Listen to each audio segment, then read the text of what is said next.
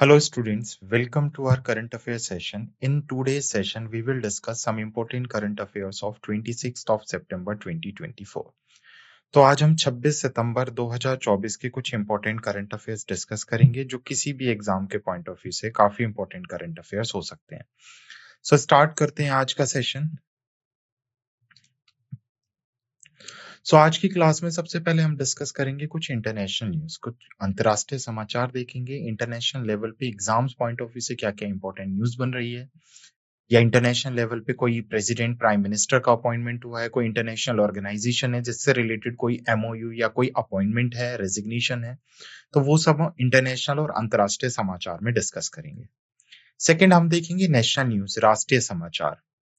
तो national news में हम सेंट्रल गवर्नमेंट की स्कीम्स देखेंगे, सेंट्रल गवर्नमेंट के इनिशिएटिव्स देखेंगे, सेंट्रल गवर्नमेंट्स के एग्रीमेंट अगर किसी स्टेट गवर्नमेंट या किसी भी भारतीय ऑर्गेनाइजेशन के साथ साइन होते हैं तो वो हम नेशनल न्यूज में कवर करेंगे। थर्ड हमारी कैटेगरी होगी बैंकिंग और फाइनेंशियल न्यूज, जिसमें हम बैंक और फाइनेंस से रिलेटेड किसी बैंक ने कोई बेसिकली कुछ भी डेवलप किया है, कोई बैंक अश्योरेंस पार्टनरशिप साइन की है, फाइनेंस से रिलेटेड जितने भी जीडीपी ग्रोथ रेट वगैरह के डेटाज हैं अलग अलग ऑर्गेनाइजेशंस के थ्रू, तो वो हम करेंगे बैंकिंग है फाइनेंस में कवर। डिफेंस से रिलेटेड एग्जाम के लिए अगर कोई न्यूज बनती है तो हम डिफेंस न्यूज में हम उसे डिस्कस करेंगे। देन उसके बाद हम देखेंगे साइंस एंड टेक्नोलॉजी से रिलेटेड न्यूज। तो साइंस एंड टेक्नोलॉजी से रिलेटेड जो भी न्यूज बन रही है वो कवर करेंगे। विज्ञान और प्रौद्योगिकी, महत्वपूर्ण दिन की खबरें, जो इंपॉर्टेंट डेज से रिलेटेड कोई न्यूज बन रही है तो वो कवर करेंगे। उसके बाद बुक्स एंड ऑथर, पुस्तकें और लेखक से रिलेटेड समाचार, रैंक और रिपोर्ट से रिलेटेड, अवार्ड्स एंड रिकग्निशन, पुरस्कार और मान्यताओं से रिलेटेड हम समाचार डिस्कस करेंगे।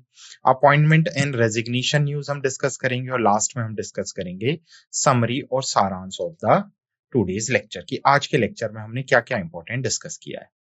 तो ये हमारे टॉपिक्स होने वाले हैं आज के लेक्चर के, जो हम 26 सितंबर 2024 के करंट अफेयर्स में कवर करेंगे। क्लियर? तो चलते हैं, करते हैं स्टार्ट आज का lecture. The image used in our slide deck are for educational purpose only. We respect the intellectual property right of the original creator and owner of these images. If you are the owner of any of the image used in this deck and have any concern or issue, please contact us at sathi@iitk.ac.in and we shall remove the images. हमारे slide deck में उपयोग की गई छवियां केवल शैक्षणिक उद्देश्य के लिए हैं। हम इन छवियों के मूल रचनाकारों और मालिकों के बौद्धिक संपदा अधिकारों का सम्मान करते हैं। यदि आप इस डेक में उपयोग की गई किसी भी छवि के मालिक हैं और आपको कोई चिंता या समस्या है तो कृपया sathi@iitk.ac.in पर हमसे संपर्क करें, हम छवियों को हटा देंगे। स्टार्ट करते हैं अपनी पहली इंटरनेशनल न्यूज के साथ। पहली इंटरनेशनल न्यूज आ रही है आईएमएफ से। What is IMF? IMF is international monetary fund which is अंतरराष्ट्रीय मुद्रा कोष। तो आईएमएफ ने पाकिस्तान के लिए 7 बिलियन ऋण को मंजूरी दी है। तो हम सबको पता है पाकिस्तान की जो इकोनॉमी है वो कहीं ना कहीं स्ट्रगल कर रही है, पाकिस्तान की अर्थव्यवस्था काफी वीक होती जा रही है। तो अभी आईएमएफ इंटरनेशनल मॉनेटरी फंड, जो बेसिकली वर्ल्ड लेवल पर फंड प्रोवाइड करने का काम करती है डेवलपिंग और लोअर इनकम ग्रुप कंट्रीज को, तो अभी आईएमएफ ने डिक्लेयर किया है कि वो पाकिस्तान को $7 बिलियन का ऋण देगी। क्लियर? तो यह निर्णय पाकिस्तान की संघर्षता अर्थव्यवस्था को समर्थन देने का उद्देश्य रखता है, क्योंकि पाकिस्तान की जो इकोनॉमी है वो काफी स्ट्रगल कर रही है। यह घोषणा बुधवार को की गई। प्रारंभिक वार्ताओं के बाद स्टाफ स्तरीय समझौते पर पहुंचने के 2 महीने से अधिक समय बाद स्वीकृति मिली है।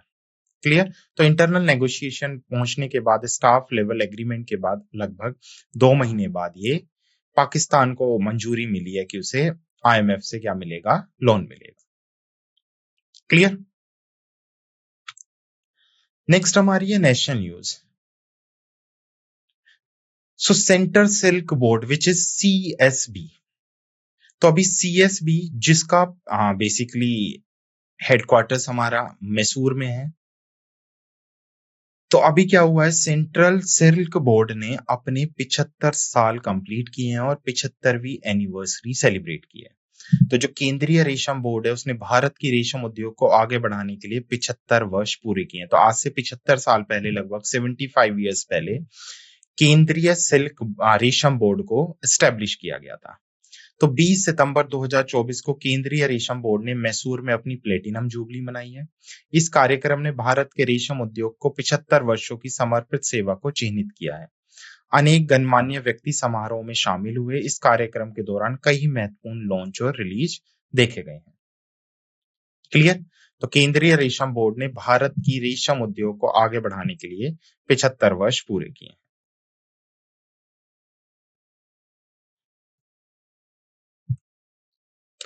नेक्स्ट है बैंक और फाइनेंस से रिलेटेड न्यूज। तो एशियन डेवलपमेंट बैंक ने अभी भारत की इकोनॉमी जो ग्रोथ रेट है उसको फोरकास्ट किया है, और एशियन डेवलपमेंट बैंक के अनुसार 2024 के लिए भारत की जीडीपी ग्रोथ रेट 7% रहने वाली है। वहीं 2025 के लिए अगर हम बात करें तो एशियन डेवलपमेंट बैंक ने फोरकास्ट किया है इसे 7.2%। तो एडीबी ने फाइनेंशियल ईयर 2024 के लिए भारत की आर्थिक जो वृद्धि दर है उसका पूर्वानुमान लगाया है 7%, और फाइनेंशियल ईयर 2025 के लिए इसे 7.2% पर बरकरार रखा है। तो एशियन विकास बैंक ने फाइनेंशियल ईयर 2024 के लिए भारत की जीडीपी वृद्धि 7% और 25 के लिए 7.2% रहने का अनुमान लगाया। तो ये जो डेटा है ना ये काफी इंपॉर्टेंट होता है। तो डायरेक्ट एग्जाम में पूछ लिया जाता है कि according to World Bank, according to ADB, according to IMF और डिफरेंट डिफरेंट जितनी भी ऑर्गेनाइजेशंस हैं जो फाइनेंशियल रेटिंग प्रोवाइड करती हैं, जीडीपी ग्रोथ रेट प्रोवाइड करती हैं, चाहे वो नेशनल ऑर्गेनाइजेशन हो चाहे वो इंटरनेशनल ऑर्गेनाइजेशन हो। नेशनल में नीति आयोग का कोई डेटा आता है, आरबीआई का कोई डेटा आता है, तो उन्हें डायरेक्टली पूछ लिया जाता है एग्जाम्स में। तो ये जो डेटा है ना स्टैटिक डेटा की, एडीबी के अकॉर्डिंग 7% रहने वाली है 2024 के लिए और 7.2% रहने वाली है 2025 के लिए। तो ये स्टैटिक डेटा काफी इंपॉर्टेंट डेटा है।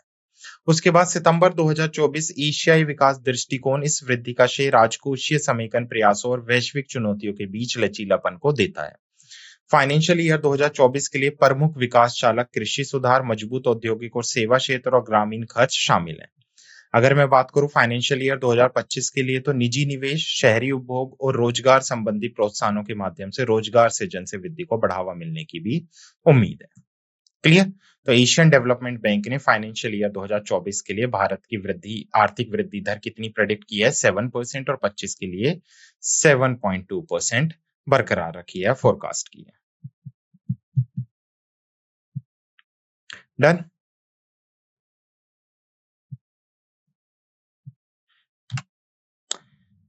नेक्स्ट है मूडीज ने बेसिकली जो कैलेंडर ईयर है 2024 उसके लिए जो भारत की जीडीपी ग्रोथ रेट है उसको प्रेडिक्ट किया है 7.1%।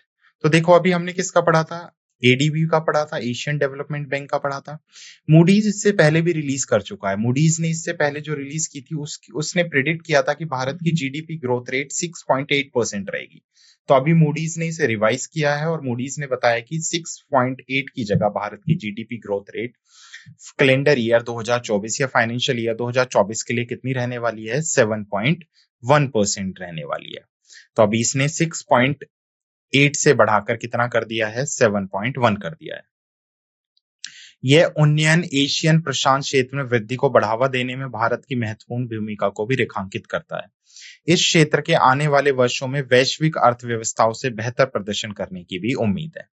अगर मैं बात करूं अन्य वैश्विक संस्थानों जैसे विश्व बैंक और आईएमएफ ने भी अपनी भविष्यवाणियों को समायोजित किया है, जो भारत की आर्थिक गति में बढ़ते विश्वास को भी दर्शाता है। क्लियर? तो मूडीज ने कितनी प्रेडिक्ट की है? 7.1%। और अभी हमने प्रीवियसली पढ़ा है एशियन डेवलपमेंट बैंक की जिसने 24 के लिए और 25 के लिए 24 के लिए 7% और 25 के लिए 7.2% प्रेडिक्ट की है। Next is also a banking and financial news. तो एक Bengaluru based network and infrastructure company है विच इज IBUS। सो उसने अभी इंटरनेशनल फाइनेंशियल कॉर्पोरेशन से 34 मिलियन यूएसडी डॉलर का बेसिकली एक इन्वेस्टमेंट सिक्योर किया विच इज 280 करोड़। तो पहले तो आपको आईएफसी के बारे में पता होना चाहिए। IFC is international financial corporation which is अंतरराष्ट्रीय वित्त निगम। तो वर्ल्ड बैंक का हम जिक्र करते हैं तो वर्ल्ड बैंक का ही एक पार्ट है इंटरनेशनल फाइनेंशियल कॉर्पोरेशन, जिसका काम होता है वर्ल्ड वाइड प्राइवेट ऑर्गेनाइजेशंस को फाइनेंशियल हेल्प प्रोवाइड करना, मींस वित्तीय सहायता या ऋण या लोन प्रोवाइड करना। तो वर्ल्ड बैंक के मेजरली 5 ऑर्गन्स हैं, IDA, मीगा, IFC, ICSID और IBRD। जिसमें से आईएफसी ऐसी ऑर्गेनाइजेशन है जो फॉर प्रॉफिट के लिए काम करती है, जिसका पर्पस होता है इंटरनेशनल लेवल पे जो प्राइवेट कंपनीज है उनको लोन देना। तो अभी बेंगलुरु की एक नेटवर्क और इंफ्रास्ट्रक्चर प्राइवेट लिमिटेड कंपनी है विच इज आई बस। तो अभी से अंतरराष्ट्रीय वित्त निगम से कितने का निवेश मिला है या लोन मिला है, तो 280 करोड़ का। यह निवेश आईबीएस को अपनी बाजार स्थिति मजबूत करने और घरेलू और वैश्विक दोनों स्तर पर विश्वास करने में मदद करेगा। आईएफसी की विशेषज्ञ आईबस को अपने संचालन को बढ़ाने और नए बाजारों में प्रवेश करने में सहायता करेगी, जिससे इन building connectivity, outdoor small cells, उसके अलावा मैनेज वाईफाई सेवाएं और इंटेलिजेंट आईओटी जैसी समाधान पर ध्यान केंद्रित किया जाएगा। यह एशियन, अगर मैं बात करूं, प्रशांत क्षेत्र में आईएफसी का पहला इंफ्रास्ट्रक्चर टेक्नोलॉजी निवेश है।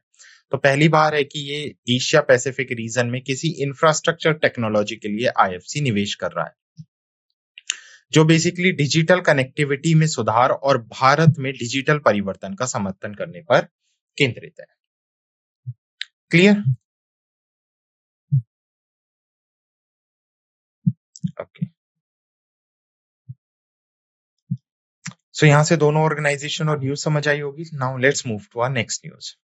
नेक्स्ट न्यूज है हमारी डिफेंस एकेडमी से, बेसिकली डिफेंस न्यूज है।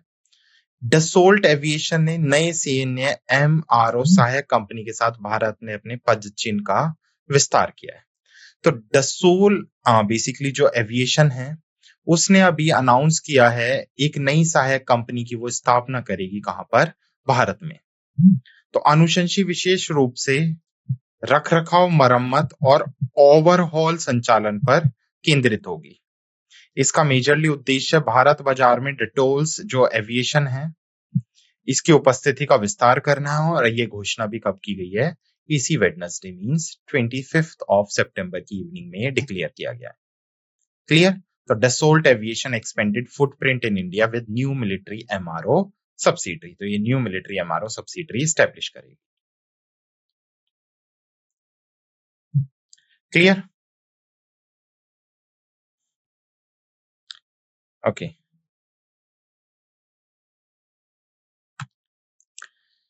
नेक्स्ट भी हमारी डिफेंस से न्यूज है। Defence Research and Development Organisation ने ऊंचाई पर जीवन निर्वाह तकनीकें Power Grid Corporation of India Limited को हस्ताक्षर की बेसिकली।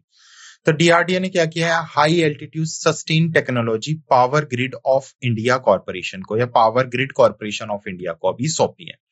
सो 21 सितंबर 2024 को डीआरडीओ के अंतर्गत रक्षा शरीर क्रिया विज्ञान और संबंध विज्ञान संस्था ने ऊंचाई पर जीविका बनाए रखने की तकनीक power Grid Corporation of India Limited को सौंप दी है। यह स्थानांतरण जम्मू में पीजीसीआईएल के क्षेत्रीय मुख्यालय में एक अभिविन्यास कार्यशाला के दौरान हुआ, जिसका उद्देश्य कर्मचारियों को लद्दाख में 50,000 मेगावाट पांग कैंथल एचवीडीसी परियोजना के लिए तैयार करना था। कार्यशाला का नेतृत्व डीआईपीएएस के निर्देशक डॉक्टर राजीव वर्ष ने और एचवीडीसी परियोजना के मुख्य महाप्रबंधन अमित शर्मा ने किया है। डीआईपीएस अपनी उच्च ऊंचाई अनुसंधान के लिए प्रसिद्ध है और उसने अनुकूलन प्रोटोकॉल, पोषण राशन स्केल, सुरक्षात्मक कपड़े, ऊर्जा कुशल आश्रय और ठंड से बचाव क्रीम जैसी समाधान विकसित किए हैं। Clear? Next is science and technology news. तो सीआरटी इन एंड सीसा, बेसिकली ये दो ऑर्गेनाइजेशंस हैं जिन्होंने अभी लॉन्च किया है first ANAB accredited CSPAI which is Certified Security Profession for Artificial Intelligence programme. तो आर्टिफिशियल इंटेलिजेंसी को बढ़ाने के लिए बेसिकली जो हमारी electronic and information technology ministry है उसके साथ मिलके सीसा और सेटा इन ने लॉन्च किया है एक प्रोग्राम। तो 23 सितंबर 2024 को इलेक्ट्रॉनिक और सूचना प्रौद्योगिकी मंत्रालय के तहत सेटा इन ने सीसा सूचना सुरक्षा प्राइवेट लिमिटेड के सहयोग से प्रमाणित सुरक्षा पेशेवर कृत्रिम बुद्धिमत्ता कार्यक्रम लॉन्च किया है।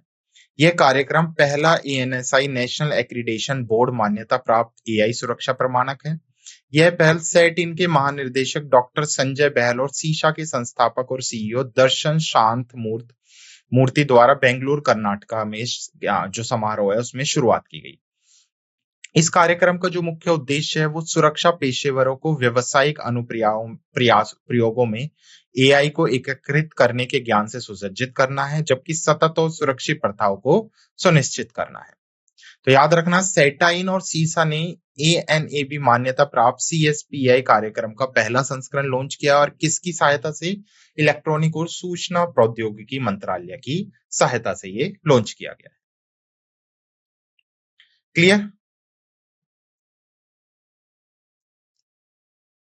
Okay, now let's move to the next news. Next news की अगर मैं बात करूं तो चाइना ने Small Dragon 3 rocket 8 satellite basically launch किए हैं। तो चीन का स्मार्ट ड्रैगन 3 रॉकेट समुद्र से 8 उपग्रहों को लॉन्च कर रहा है। तो ये समुद्र से किस रॉकेट के थ्रू?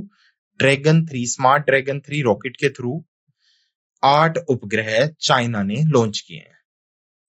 तो 24 सितंबर 2024 को चीन ने शेडोंग प्रांत के हेयांग के पास, तो कहां से लॉन्च किया गया है? शेडोंग से लॉन्च किया गया है। हेयांग के पास एक समुद्री प्लेटफॉर्म से जियोलॉस 3 which is smart dragon 3, जियोलॉस 3 is smart dragon 3 carrier rocket launch किया, जिसमें उसने 8 उपग्रहों को नियोजित कक्षा में स्थापित किया है। ठीक है, उसके साथ साथ अगर हम बात करें तो ताइवान सैटेलाइट लॉन्च सेंटर द्वारा अपतटीय परीक्षण किया गया और यह चीन का कौन से नंबर का प्रक्षेपण है? बेसिकली ये 44वें नंबर का चीन का लॉन्च है या प्रक्षेपण है। यह प्रक्षेपण SD3 कैरियर रॉकेट श्रृंखला के लिए चौथा उड़ान मिशन है। तो SD3 श्रृंखला के लिए कौन सा बेसिकली कौन सी उड़ान है? ये चौथी उड़ान है। Smart dragon 3 which is SD3 एक वाणिज्यिक वाहक रॉकेट है जिसे चीन aerospace science and technology corporation के तहत चीन अकादमी ऑफ लॉन्च व्हीकल टेक्नोलॉजी द्वारा विकसित किया गया है। क्लियर? तो चीन का स्मार्ट ड्रैगन 3 जो रॉकेट है वो समुद्र से 8 उपग्रह को लॉन्च कर रहा है।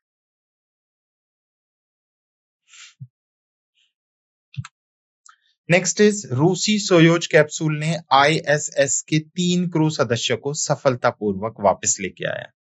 तो 23 सितंबर 2024 को यूसी अंतरिक्ष यान विच इज सोयूज MS-25 ने अंतरराष्ट्रीय अंतरिक्ष स्टेशन इंटरनेशनल स्पेस स्टेशन से 3 जो चालक दल है उनके सदस्य, जिसमें रूसी अंतरिक्ष यात्री ओलेन कोनोस्को और नीलो कोवाईचुबा और नासा के अंतरिक्ष यात्री टेसरी डाइसन शामिल थे, उसको सफलतापूर्वक वापस लाया। तो रशियन स्पेस क्राफ्ट है सोयूज MS-25 जो इंटरनेशनल स्पेस स्टेशन से 3 एस्ट्रोनॉट्स को सफलतापूर्वक वापस लाया है। इसने जो लैंडिंग की वो कजाकिस्तान के पास झकाजकन के पास एक दूरस्थ क्षेत्र में एक सुरक्षित लैंडिंग की। ओलेन कोनोत्के और निकोल चुबोई ISS जो इंटरनेशनल स्पेस स्टेशन है उस पर निम्न पृथ्वी कक्ष में लगभग 374 दिन के रिकॉर्ड ब्रेकिंग प्रवास के बाद वापस भारत लौटे हैं। ट्रेसी कॉल्डवेल डाइसन ने ISS पर 6 महीने बिताए, पृथ्वी के 2944 चक्कर लगाए और लगभग 78 मील की यात्रा भी की है। क्लियर? तो इंपॉर्टेंट न्यूज है ये डिफेंस में जो आपको याद रखनी है। नेक्स्ट न्यूज आ रही है इंपॉर्टेंट डे से, तो वर्ल्ड मैरीटाइम डे। तो हर साल 26 सितंबर को हम किस दिन के रूप में सेलिब्रेट करते हैं? वर्ल्ड मैरीटाइम डे के रूप में सेलिब्रेट करते हैं। तो वर्ल्ड मैरीटाइम डे कब बनाया गया? 26 सितंबर को 2026 की। अगर मैं 24 की थीम की बात करूं तो भविष्य की दिशा सुरक्षा पहले। तो इस बार की थीम क्या रही है? भविष्य की दिशा और सुरक्षा पहले। यह विषय अंतरराष्ट्रीय समुद्री संगठन की समुद्री सुरक्षा और संरक्षा को बढ़ाने की प्रतिबद्धता को रेखांकित करता है। यह समुद्री पर्यावरण की सुरक्षा पर ध्यान केंद्रित करता है और यह सुनिश्चित करता है कि नियामक विकास तकनीक प्रगति के साथ तालमेल बनाए रखे। तो याद रखना है वर्ल्ड मैरीटाइम डे 26 सितंबर को हम सेलिब्रेट करते हैं। Done? Okay, now let's move to our next news. Next is also related to important day. महत्वपूर्ण दिनों से रिलेटेड समाचार है। परमाणु हथियारों के पूर्ण उन्मूलन के लिए अंतर्राष्ट्रीय दिवस 26 सितंबर को मनाया जाता है। हम सबको पता है कि जो न्यूक्लियर वेपन्स है वो कितने खतरनाक है। तो ताकि कंट्रीज न्यूक्लियर वेपन को अबॉलिश कर सके, उनका उन्मूलन कर सके, इस चीज को लेके अवेयरनेस फैलाने के लिए यूनाइटेड नेशन जनरल असेंबली के थ्रू 2013 से 26 सितंबर को क्या डिक्लेयर किया गया था? International day for the total elimination of nuclear weapon. तो परमाणु हथियार के पूर्ण उन्मूलन के लिए अंतर्राष्ट्रीय दिवस 26 सितंबर। संयुक्त राष्ट्र महासभा ने 2013 में 26 सितंबर को परमाणु हथियार के पूर्ण उन्मूलन के लिए अंतर्राष्ट्रीय दिवस घोषित किया था। इस दिन को परमाणु उन्मूलन दिवस के रूप में भी मनाया जाता है ताकि परमाणु हथियार को कंट्रीज अबॉलिश कर सके। ठीक है, तो घोषणा को यूनाइटेड नेशन जनरल असेंबली प्रस्ताव के माध्यम से औपचारिक रूप दिया गया था। यह दिन वैश्विक परमाणु निरस्तीकरण की दिशा में एक महत्वपूर्ण कदम को भी चिन्हित करता है। Clear? Okay. Next is also a important day which is cancer रोगियों के लिए विश्व गुलाब दिवस, जो 22 सितंबर को मनाया गया है। तो विश्व गुलाब दिवस, जिसे कैंसर रोगियों के कल्याण के लिए दिवस के रूप में भी जाना जाता है, हर साल 22 सितंबर को कैंसर के बारे में जागरूकता बढ़ाने और कैंसर रोगियों और उनके प्रियजनों का समर्थन करने के लिए मनाया जाता है। यह दिन कैंसर से लड़ने वाली ताकत और साहस का सम्मान करता है, मरीजों और देखभाल करने वालों को खुशी, समर्थन और आशा प्रदान करता है। वर्ल्ड रोज डे की उत्पत्ति का श्रेय मेलिंडा रोज हैथवे को दिया जाता है, जो 1994 में अस्किन ट्यूमर, एक दुर्लभ प्रकार के रक्त कैंसर से पीड़ित 12 वर्षीय कनाडियन लड़की थी। मेलिंडा रोज का 15 सितंबर 1996 को निधन हो गया और उन्होंने अपने पीछे प्रेम और शक्ति की विरासत छोड़ी है। क्लियर?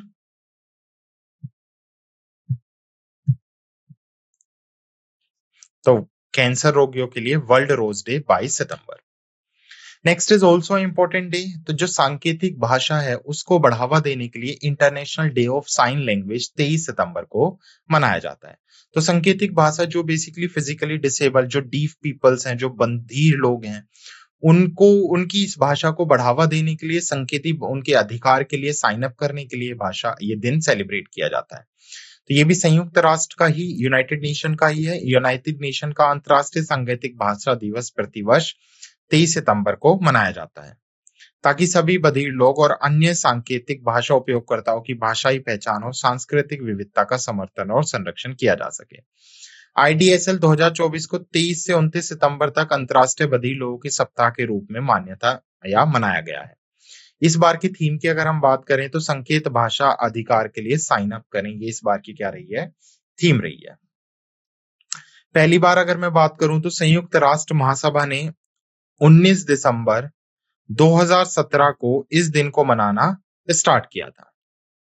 तो 23 सितंबर को अंतर्राष्ट्रीय सांकेतिक भाषा दिवस पहली बार 23 सितंबर 2018 को मनाया गया और घोषणा कब की गई?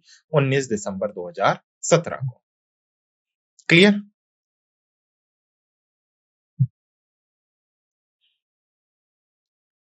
Okay. Next is books and author news. तो किताबों से न्यूज है, इंपॉर्टेंट न्यूज है। बुक का नाम क्या है? खाकी में स्थिगपग। खाकी में स्थिगपग उत्तराखंड के मुख्यमंत्री पुष्कर सिंह धामी ने इस बुक का विमोचन किया है। तो इस बुक को, ये जो खाकी में स्थिगपग है, इसको पूर्व DGP अनिल रतूड़ी ने लिखा है और इसको जो पब्लिश किया गया है वो विंशर पब्लिकेशन के थ्रू पब्लिश किया गया है। तो उत्तराखंड के मुख्यमंत्री पुष्कर सिंह धामी ने देहरादून के IRDT ऑडिटोरियम में खाकी में स्थिगपग एक IPS अधिकारी की समृद्धि एवं अनुभव नामक पुस्तक का विमोचन किया है। इस पुस्तक को पूर्व DGP अनिल रतूड़ी ने लिखा है। विंशर पब्लिशिंग कंपनी द्वारा इसे प्रकाशित किया गया है। उसके बाद अगर मैं बात करूं तो पुस्तक में लेखक की एक IPS अधिकारी के रूप में यादें और अनुभव संकलित हैं। स्थिगपग शीर्षक सफलता और असफलता दोनों में समानता बनाए रखने के संदर्भ में इस्तेमाल किया गया है। क्लियर? तो बुक का नाम याद रखना है, राइटर का नाम याद रखना, और उसके साथ साथ आपको याद रखना है कि इसको कब और कहां से लॉन्च किया गया है।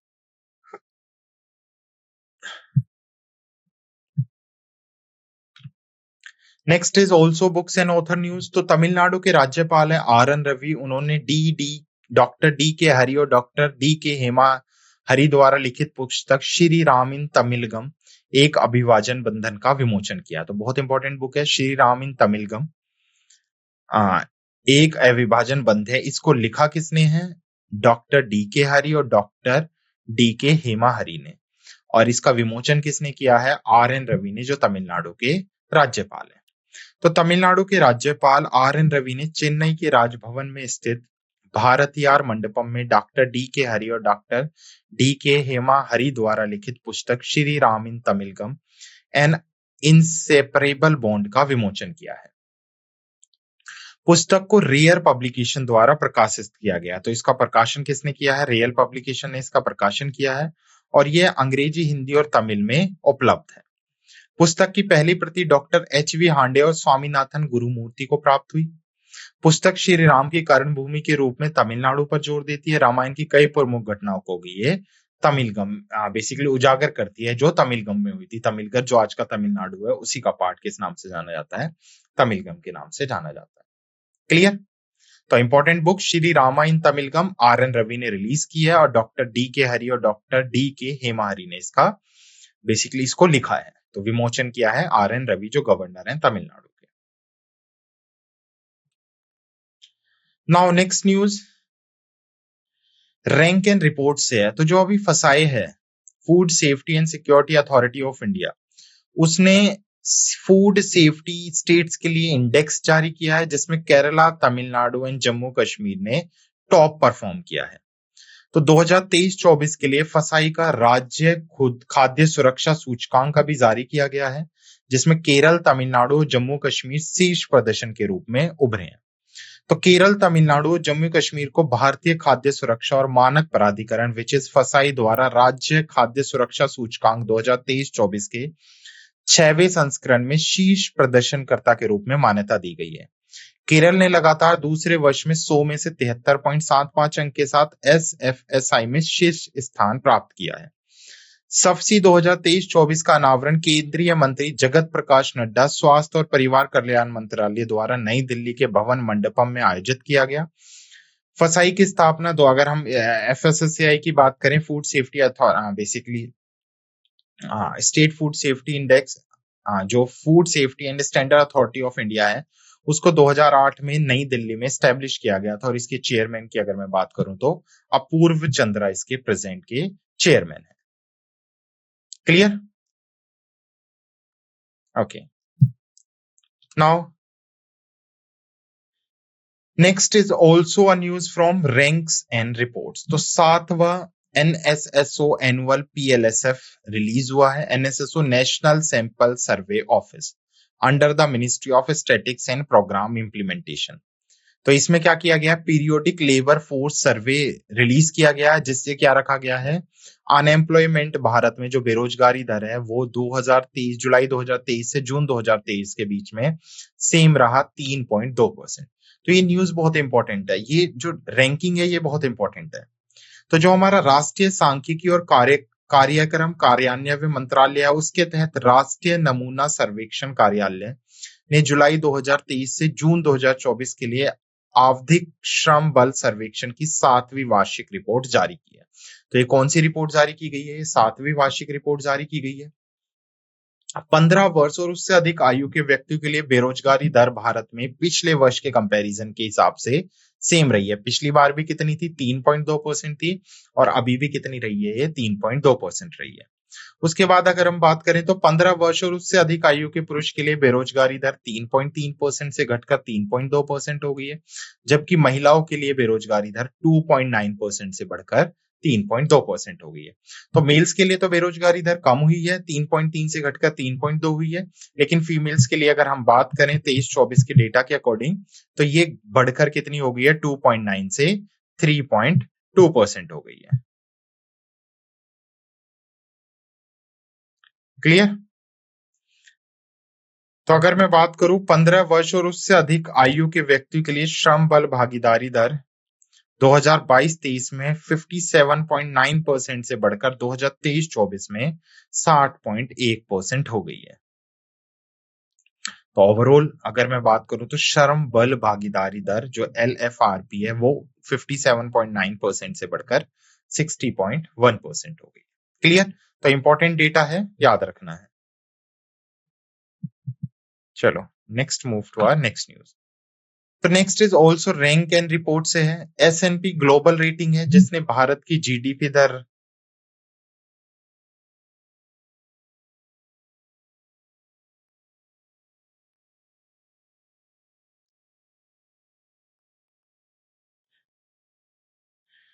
तो S&P ने फाइनेंशियल ईयर 2025 के लिए भारत की विकास दर का अनुमान 6.8% पर बरकरार रखा है। तो S&P जो है वो ग्लोबल रेटिंग है। अभी हम पढ़ते भी आ रहे हैं कि अलग अलग ऑर्गेनाइजेशन क्या कर रही हैं, प्रेडिक्ट कर रही हैं, अलग अलग बेसिकली डेटा प्रेडिक्ट कर रही हैं। सो S&P ग्लोबल रेटिंग ने वित्त वर्ष 2024-25 के लिए भारत की जो जीडीपी ग्रोथ रेट है उसका पूर्वानुमान लगाया है 6.8% और फाइनेंशियल ईयर 2026 के लिए इसे रखा है 6.9% पर रखा है। भारतीय अर्थव्यवस्था फाइनेंशियल ईयर 2024 में 8.2% की दर से बढ़ी है और 27-28 के लिए जीडीपी वृद्धि रेट कितनी रहने वाली है, 7% तक रहने की उम्मीद है। रिपोर्ट में अनुमान लगाया गया है कि भारतीय रिजर्व बैंक अक्टूबर 2024 में ब्याज दरों में कटौती कर सकता है, जो उसकी मुद्रास्फीति नियंत्रण उपायों का हिस्सा है।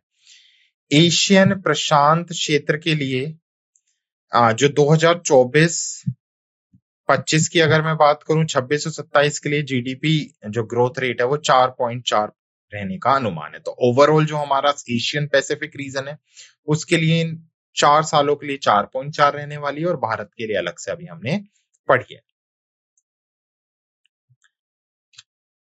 Next is award and recognition. FFI, which is Film Federation of India. तो Film Federation of India ने जो किरण राव की लापता लेडीज मूवी है उसको 2025 के लिए ऑस्कर के लिए भेजा है। तो 23 सितंबर 2024 को फिल्म फेडरेशन ऑफ इंडिया ने किरण राव की लापता लेडी को 97वें ऑस्कर अवार्ड में सर्वश्रेष्ठ अंतर्राष्ट्रीय फीचर फिल्म श्रेणी के लिए भारत की आधिकारिक प्रविष्टि के रूप में घोषणा की है।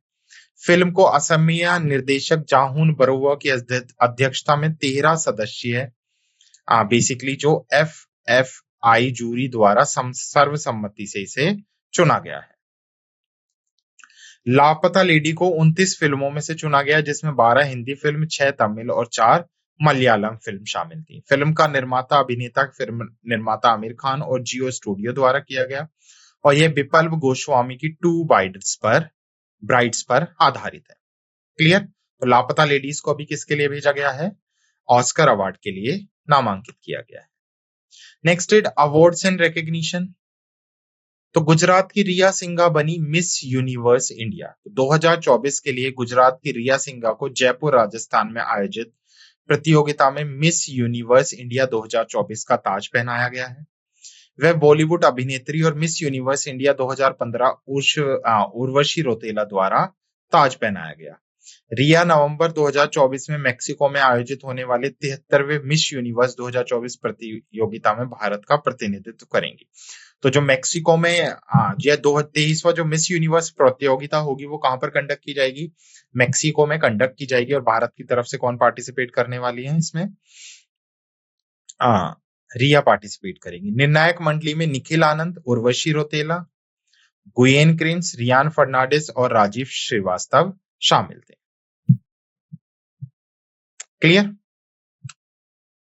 Next is also appointment news, ACC, which is Appointment Committee of Cabinet. तो ACC ने क्या किया है? IPS officer Alok Ranjan and Amit Garg को अपॉइंट किया है director of NCRB। What is NCRB? National Crime Record bureau.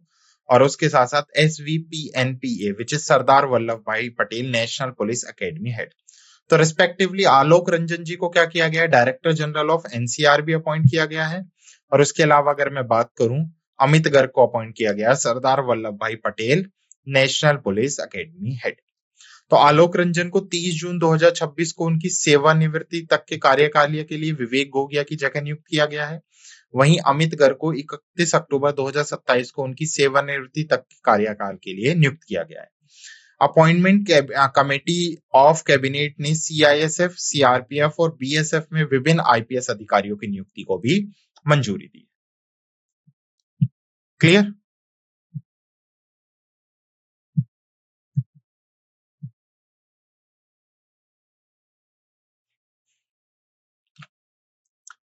सो ये थी कुछ हमारी इंपॉर्टेंट करंट अफेयर्स 26 सितंबर 2024 के जो हमने डिस्कस किए। Now let's quick revise the session. तो सबसे पहले हमने कुछ अंतरराष्ट्रीय समाचार देखे। अंतरराष्ट्रीय समाचार में हमने देखा कि IMF ने पाकिस्तान के लिए 7 बिलियन का अमेरिकी ऋण मंजूर किया है। तो इंटरनेशनल मॉनेटरी फंड जो एक ऑर्गेनाइजेशन है वर्ल्ड बैंक के साथ एस्टेब्लिश की गई थी, उसने क्या किया है अभी पाकिस्तान के लिए ऋण की मंजूरी दी है। उसके बाद हमने देखे कुछ राष्ट्रीय समाचार। राष्ट्रीय समाचार में हमने देखे कि जो भारत का केंद्रीय रेशम बोर्ड है उसने अभी 75 साल पूरे कर लिए हैं और उसके उपलक्ष्य में भी एक जश्न मनाया गया है।